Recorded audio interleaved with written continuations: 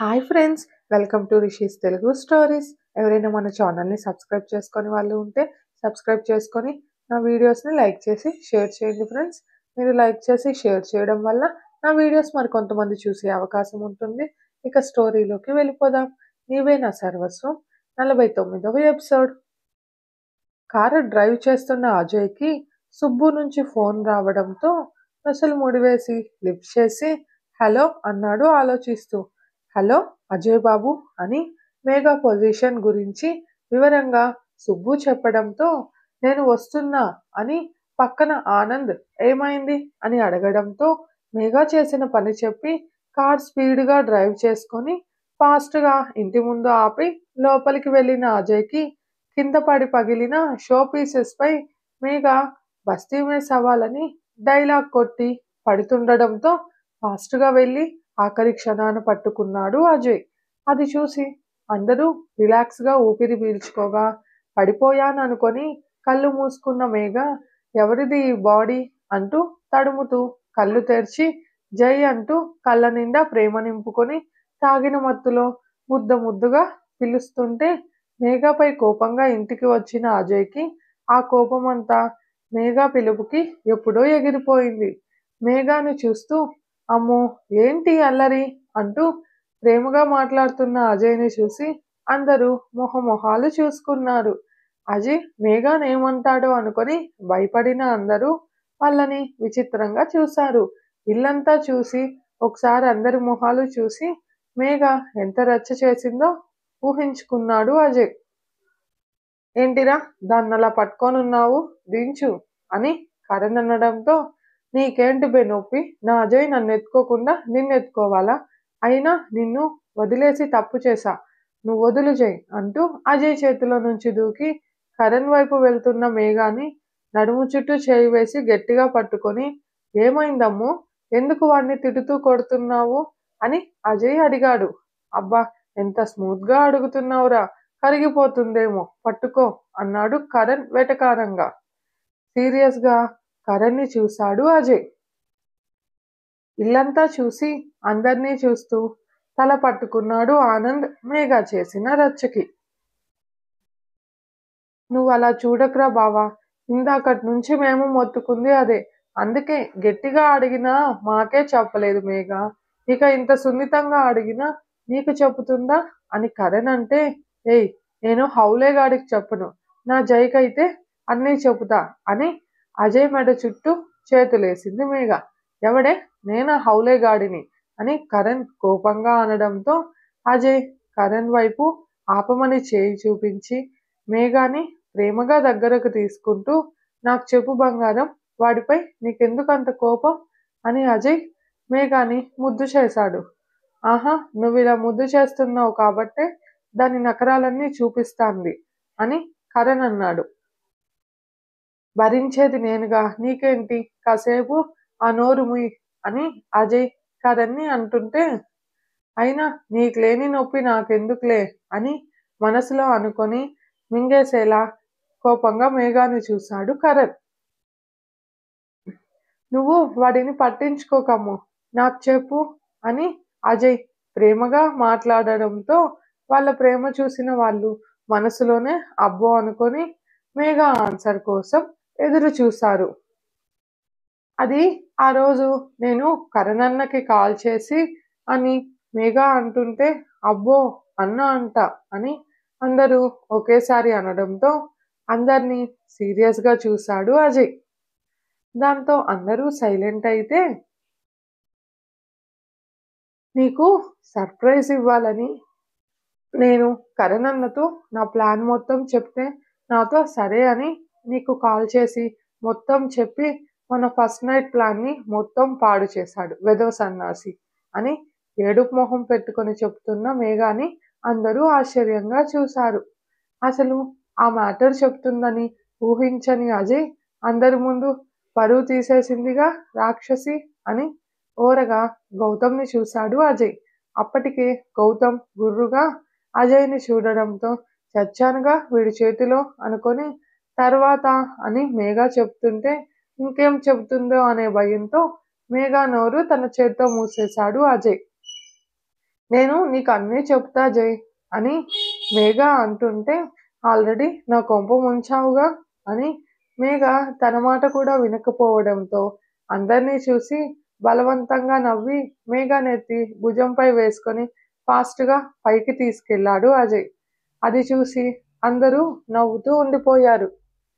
సరేలే ఇవన్నీ క్లీన్ చేద్దాం అని వసు వస్తుంటే,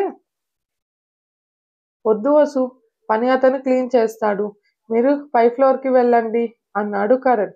అందరూ వెళ్ళాక కరణ్, ఆనంద్ కూడా అక్కడి నుంచి మెల్లిగా వెళుతుంటే ఇద్దరి షర్ట్స్ వెనుక నుంచి పట్టుకున్నాడు గౌతమ్. ఇప్పుడు నిజం చెప్పలేదనుకో, మేఘ కాదు నేనే షూట్ చేసేస్తా మిమ్మల్ని అన్నాడు గౌతమ్. రేయ్, నిజంగా నాకు అస్సలు తెలీదు. నీతో పాటు నేను ఇప్పుడే వినడం ప్రామిస్ అని ఆనంద్ అంటే కరణ్‌ని చూశాడు గౌతమ్. గౌతమ్ చూపులకే కరణ్ గుటకలు మింగుతూ అది కాదురా గౌతమ్ అని కరణ్ అంటుంటే, రేయ్ డైరెక్ట్ పాయింట్‌లోకి రా అన్నాడు గౌతమ్. ఆ రోజు మేఘ నేను ప్లాన్ చేశాక అదే విషయం అజయ్‌కి చెప్పాను.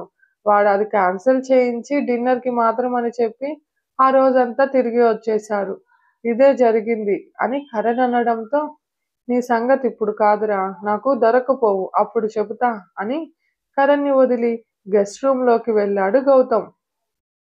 మేఘాని తీసుకొని డైరెక్ట్‌గా వెళ్ళి స్విమ్మింగ్ పూల్‌లో ఏసేశాడు అజయ్. దాంతో మేఘ, నేను సముద్రంలో పడ్డాను కాపాడండి అంటూ హెల్ప్ అని గోల చేసి కాసేపటికి వాటర్ లోపల నుంచి పైకి నిల్చొని, కుళ్ళుబోతోడివి విజయ్ నువ్వు అని మేఘ ఫేస్ డల్‌గా పెట్టింది. అజయ్ మేఘాని చూసి నవ్వుతూ, ఇప్పుడేంటే నీ బాధ? తాగి కింద రచ్చ రచ్చ చేశావు. అయినా ఆ కరణ్ గాడిని అనాలి, నీకు కనిపించేలాగా బాటిల్స్ పెట్టినందుకు అని అజయ్ అంటుంటే, మేఘ మూతి తిప్పుకొని బుంగమూతి పెట్టుకున్న మేఘాని చూస్తూ, ఇప్పుడేమైందని ఆ మూతిని అష్టవంకర్లు తిప్పుతున్నావు అని అజయ్ అన్నాడు. మీకేం తెలుసు బాబు మా బాధలు. మా ఆయన అసలు నన్ను పట్టించుకోవడం మానేశాడు. నేనంటే ప్రేమ తగ్గిపోయింది అని మేఘ ఏడుపు మొహంతో అంటుంటే, మీ ఆయనకి నీ మీద ప్రేమ ఎప్పటికీ తగ్గదే, ఇంకా పెరుగుతుంది అన్నాడు అజయ్. అవునా? అయితే అంత ప్రేముంటే ఇప్పుడు నన్నెత్తుకో అని 2 చేతులు పైకి చాచింది మేఘ. అబ్బో! దీని నఖరాలు తక్కువగా లేదుగా. అరే గౌతంగా, పుట్టినప్పటి నుంచి ఎలారా వేగావు అనుకొని తన పర్సు, కీస్ అన్నీ తీసి బయటపెట్టి ఒక్క సెకండ్‌లో పూల్లోకి దూకి మేఘాని కూడా లోపలికి లాగేశాడు అజయ్. 2 నిమిషాల తర్వాత ఊపిరాడక ఫాస్ట్‌గా పైకి లేసి అజయ్‌ని కొడుతూ, ఊపిరాడలేదు అంటూ, మావోయిస్టు నువ్వు నిజంగానే, బండ పహిల్వాన్ నువ్వు అని మేఘ తిడుతుంటే నవ్వుతూ మేఘాని చూసి, ఇంకోసారి పట్టించుకోలేదు, ప్రేమ తగ్గిపోయింది అని మాట్లాడావనుకో బావిలో తోసేస్తా అన్నాడు అజయ్. వెనకే నా జై కూడా దూకేస్తాడు కదా అని అందంగా నవ్వుతున్న మేఘాని చూసి హగ్ చేసుకున్నాడు అజయ్. మేఘ కూడా అజయ్ చుట్టూ చేతులు వేసి లవ్ యూ జై అనడంతో, హా, ఇంత ముద్దుగా చెప్తున్నావే అని మనసులో అనుకొని లవ్ యూ టూ అమ్ము అంటూ మేఘాని వదిలి, ఇక చాలు డ్రెస్ మార్చుకో పద అని అజయ్ అంటుంటే, నో అంటూ దూరం జరిగి అజయ్‌కి అందకుండా అల్లరి చేసింది మేఘ. మేఘాని పట్టుకోవడానికి అజయ్‌కి 1 నిమిషం చాలు. కానీ చాలా రోజుల తర్వాత మేఘ అల్లరిని, ప్రేమని చూస్తూ సంతోషంతో ఉండిపోయాడు అజయ్. మేఘ అల్లరిలో లంచ్ టైం దాటిపోయిన సంగతి కూడా మర్చిపోయాడు అజయ్. అజయ్ వాళ్ళు రాకపోవడంతో గౌతమ్ అందర్నీ చూసి లంచ్ చేయండి, వాళ్ళు నిదానంగా వస్తారులే అని సీరియస్‌గా అనడంతో అందరూ గప్చుప్‌గా లంచ్ చేసేశారు. మేఘకి అంతసేపు వాటర్‌లో ఆడడంతో కొంచెం కొంచెం మత్తు దిగి తలనొప్పి స్టార్ట్ అయ్యింది. జై, తలనొప్పిగా ఉంది అని తల పట్టుకుంది మేఘ. ఎంత తాగావో ఏమో అని, ఏం అవదులే పద అంటూ మేఘాని తీసుకొని బయటకు వచ్చి, ఆ కబోర్డ్‌లో నీ డ్రెస్ ఉంది మార్చుకో అన్నాడు అజయ్. ఆ! సరే అని తలూపి వాటిలో నుంచి డ్రెస్ తీసుకొని దానిని చూసి నవ్వుతూ, వెనక్కి తిరిగిన మేఘాకి అజయ్ షర్టు తీస్తూ కనపడడంతో ఫాస్ట్గా మళ్ళీ వెనక్కి తిరిగేసింది. హో నో, ఈ జైకి అస్సలు సిగ్గులేదు అనుకుంటూ మళ్ళీ ముందుకు తిరిగి ఇంకా అజయ్ షర్ట్ వేసుకోకపోవడంతో తల వంచేసిన మేఘాని అప్పటి నుంచి మేఘానే చూస్తూ ఏంటమ్ము అని అజయ్ అడిగితే ఏం లేదు అని తల దించుకొని వాష్రూమ్కి వెళ్ళింది మేఘ. ఏమైంది దీనికి?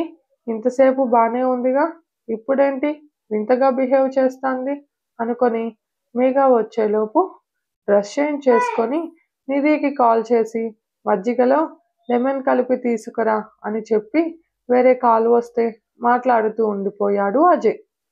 డ్రెస్ మార్చుకొని వచ్చిన మేఘ అజయ్ నైట్ ట్రాక్ వేసుకొని టీషర్ట్ వేసుకోకుండా ఫోన్ మాట్లాడుతుండడం చూసి మళ్ళీ వెనక్కి తిరిగి అయ్యో అని తల కొట్టుకుంటూ ఏమైందే మేఘ నీకు?